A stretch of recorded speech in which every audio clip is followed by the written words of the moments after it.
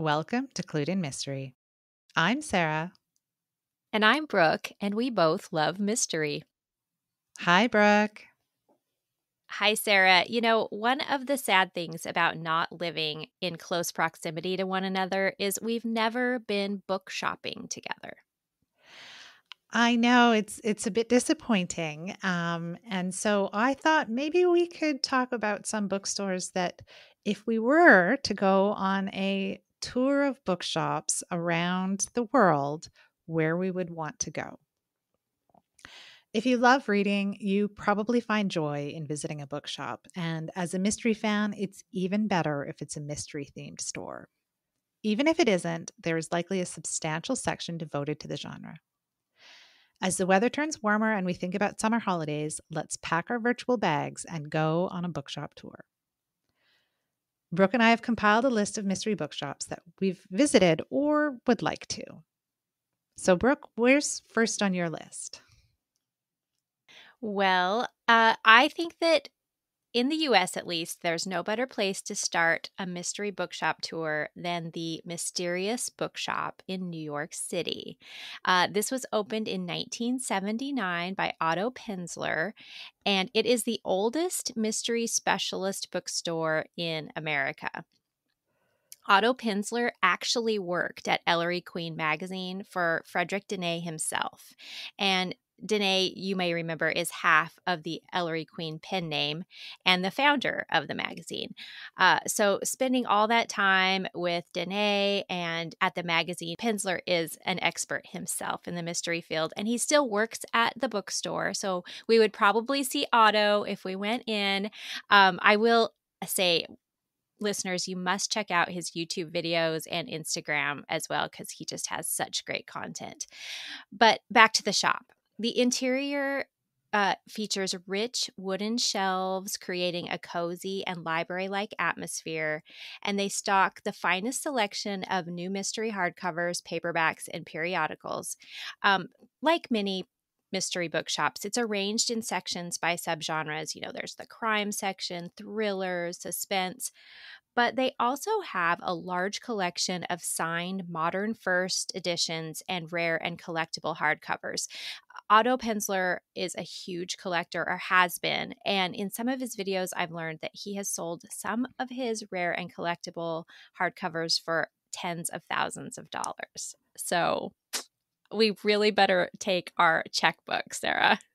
Amazing. Yeah, I would love to visit the Mysterious Bookshop. They also have a section that is filled with Sherlock Holmes pastiche. So that would be a lot of fun too. Imagine, I think it just would be so inspiring. It just sounds like you could spend days there. I know. Where would you like to take us, Sarah?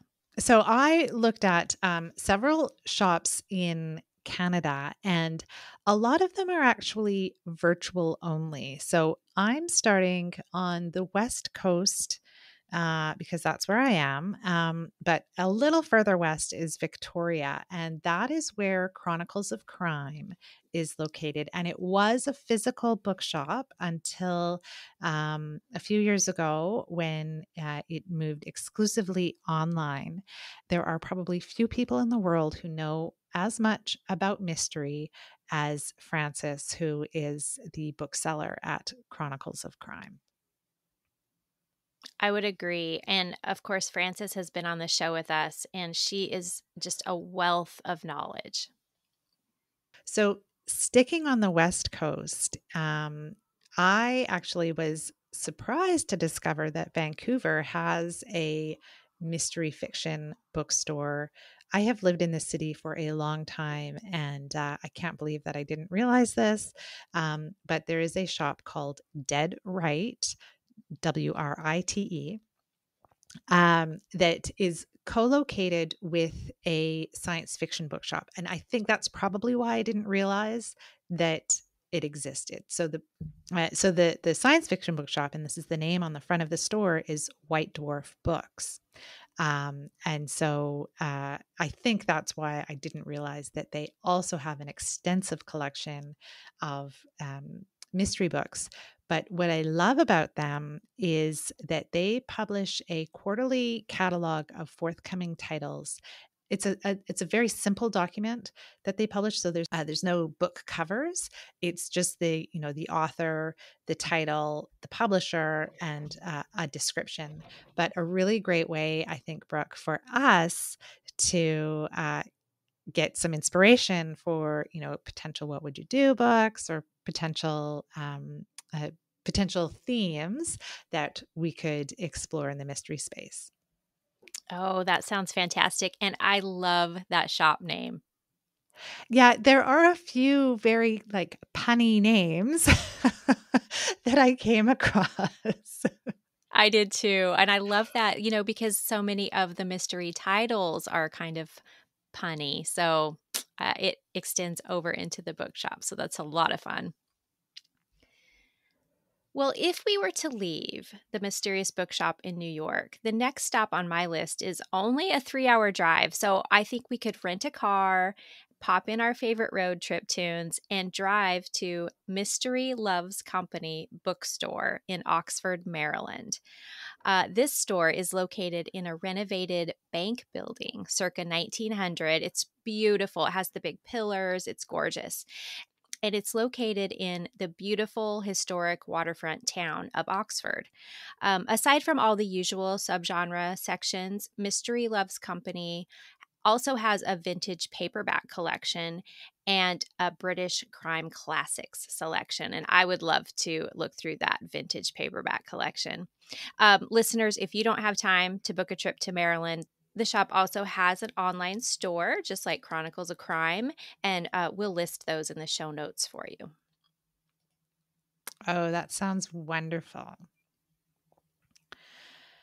Uh, so for the next shop that we're going to visit up here in Canada, we actually have to board a plane unless you want to drive for a couple of days. But we're going to fly to Winnipeg, Manitoba, and we're going to visit the Whodunit Mystery Bookstore, which has been open since 1994. And in 2007 was actually purchased by customers of the shop to continue its legacy. And it is, I think, the largest specialty mystery bookstore in Western Canada. And they have a reading club. They have readings from authors and book signings. It sounds like an amazing place that I can't wait to visit. Oh, I want to go with you, Sarah. That place sounds amazing. And I love that customers bought it. You can imagine the scenario behind that either the earlier owners were older and wanted to retire or for whatever reason, but the community came through and kept their mystery bookshop open. So that's awesome. Yeah, I think that's such a nice story. And man, does that ever sound like such a dream, right? To run a bookshop and just be surrounded by books all day. Yes, I've often wished that I owned a bookstore. Well, for this next leg of our trip here in the US, we are also going to have to get on a plane because we're going all the way to Scottsdale, Arizona to the Poisoned Pen Bookstore. And this shop was founded in 1989 by Barbara Peters. It's an independent bookstore that carries a wide variety of fiction, but specializes in current and classic works of mystery and thrillers. And this shop actually hosted the Left Coast Crime Conference in 1995. And most years, it has its own mystery themed conference in Scottsdale. The shop is very welcoming. It has large antique dining tables for its book displays, and it has signed photos hanging from the ceiling of all the famous mystery authors who have visited. They also have a web store. You can even buy signed copies there and join their Book of the Month club. So we'll link that in the show notes for you. Oh, that sounds great. I love that they've hosted conferences. Yeah, they seem to be very active in the mystery community, and this woman who opened the bookshop and her husband co-founded Poison Pen Press, so they actually have a small publishing company. Oh, that's super interesting because that Otto Penzler as well has a publishing arm. That's right. Well, our next stop on the Canadian version of our tour is the Sleuth of Baker Street, which is in Toronto. So we're boarding another plane to get there. Um, Now, this shop it has an online component, and that's probably your best bet because they're only open a few days a month. Um, and limited hours on those days. I think the booksellers have been in business for a very long time, and I'm guessing that this is their like easing into retirement. But they carry new and used books. It sounds like an excellent place to spend a few hours if you happen to be there on one of the days that they're open. Yeah, that sounds fantastic. And again, such a clever name for a bookstore. I think the Canadian shops win that prize. Well, I have two more on my list, Brooke, but these aren't in Canada. We're going to have to get our passports and fly over to the UK. And we're going to make our first stop at Crime and Store, which is in Covent Garden in London. And Crime and Store specializes in crime and mystery books. They've got new books, and I don't think that they sell used books, but they do focus on UK and US publications. Um, and carry books from the Golden Age as well as books that are being released today. Uh, Something really fun about them is they've got a puzzle that's posted on their website. And if you go into the shop and you've printed off a copy of that page of the website, you get a discount off of your first purchase and get to find out the answer if you haven't solved it for yourself. Oh, that is a great marketing tactic. I love that. Yeah, I thought that was pretty fun. And then the final stop that I have on our tour is in Cambridge. So we're going to board a train and journey for a short distance to Bodies in the Bookshop. And this is a bookstore and focuses on crime in the college town or university town of Cambridge. Bodies in the Bookshop is 2 floors of crime fiction, and they carry new as well as used books and collectibles. And they're right in Cambridge. So, if you're going to go and tour around the beautiful town of Cambridge, you can definitely make a stop at the bookshop. Oh, that seems so picturesque and bookish. I bet that's just like a gorgeous setting. I definitely want to go there.